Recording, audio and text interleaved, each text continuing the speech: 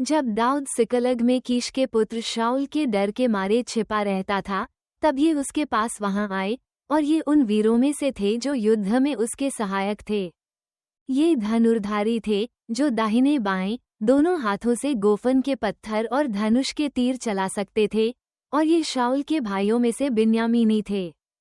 मुख्य तो अहिएजर और दूसरा योआश था, जो गिबावासी शमा का पुत्र था, फिर अजमावेत के पुत्र यजीएल और पेलेत, फिर बराका और अनातोती येहू, और गिबोनी यिश्मायाह जो 30 में से एक वीर और उनके ऊपर भी था, फिर यिम्याह, यहजीएल, योहानान, गदेरावासी योजाबाद, एलूजय, यरीमोत, बाल्याह, शमरियाह, हारूपी शपत्याह, एलकाना, यिशयाह, अजरेल, योएजर, याशोबाम, जो सब कोरवंशी थे, और गदोरवासी यरोहाम के पुत्र योएला और जब्द्याह। फिर जब दाऊद जंगल के गढ़ में रहता था, तब ये गादी जो शूरवीर थे और युद्ध विद्या सीखे हुए और ढाल और भाला काम में लाने वाले थे, और उनके मुंह सिंह के से और वे पहाड़ी मृग के समान वेग से दौड़ने वाले थे, ये और गादियों से अलग होकर उसके पास आए।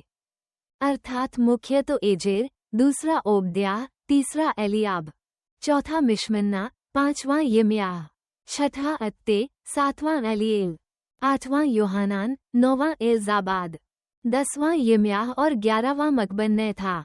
ये गादी मुख्य योद्धा थे। उनमें से जो सबसे छोटा था वह तो 100 के ऊपर, और जो सबसे बड़ा था वह 1000 के ऊपर था। ये ही वे हैं जो पहले महीने में जब यरदन नदी सब कड़ाड़ों के ऊपर ऊपर बहती थी, तब उसके पार उतरे और पूर्व और पश्चिम दानों ओर के सब तराई के रहने वालों को भगा दिया। और कई एक बिन्यामीनी और यहूदी भी दाऊद के पास गढ़ में आए।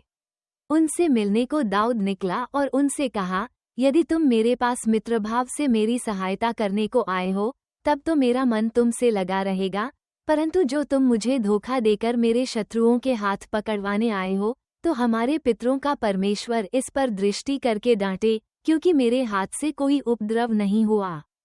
अब आत्मा अमासै में समाया, जो 30 वीरों में मुख्य था, और उसने कहा, हे दाऊद, हम तेरे हैं, हे यिशै के पुत्र, हम तेरी ओर के हैं, तेरा कुशल ही कुशल हो और तेरे सहायकों का कुशल हो, क्योंकि तेरा परमेश्वर तेरी सहायता किया करता है।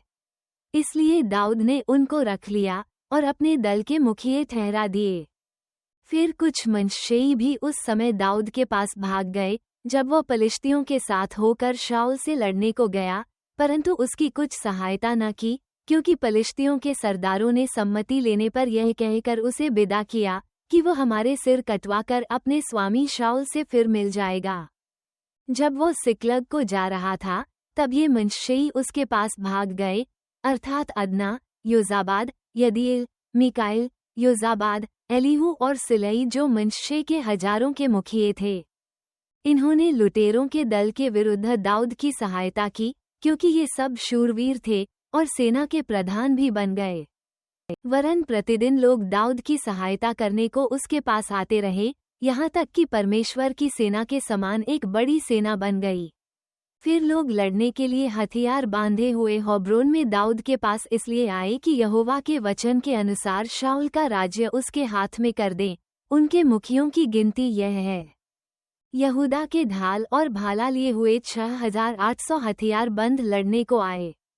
शिमोनी 7100 तैयार शूरवीर लड़ने को आए। लेवियर 4600 आए। और हारून के घराने का प्रधान यहोयादा था, और उसके साथ 3700 आए। और सदोक नाम एक जवान वीर भी आया, और उसके पिता के घराने के 22 प्रधान आए।